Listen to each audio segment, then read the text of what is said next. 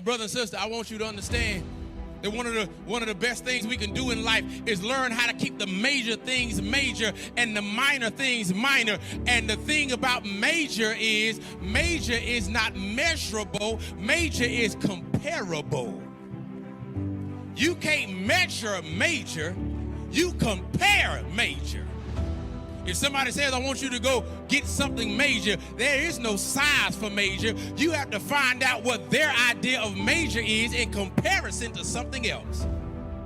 So let me tell you what major is. When you are trying to stay focused on what God's given assignment is, when you begin to feel yourself and your attention and your concentration and your household and your peace and your inner worth begin to be measured and compared to something else. What is major? God is major. Everything else is minor.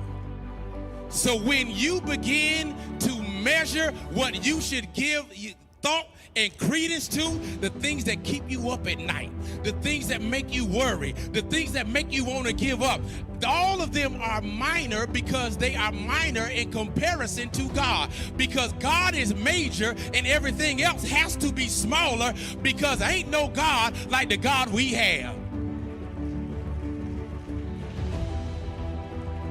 But it's easy. When you begin to look around and the things begin to pile up on you that they feel major. But if you compare where you are to what God has for you, you will see that whatever you are facing, whatever you are going through, whatever your obstacle is, whatever the pain you have to deal with, whatever the struggle is, when I put that in comparison to the God I serve, I'm going to keep the major things major and the minor things minor. I want you to remember that when you go back to your job on tomorrow, that there is nothing at your job that is more major than the God you serve. Not Sally in the human resource offices, not Tom that you got to pass by. There is nobody or anything that is more major than the God that you serve. Not the doctor's diagnosis, not the doctor's prognosis, not the blood work that you're waiting to get the results of. There is nothing that is more major than the God you serve.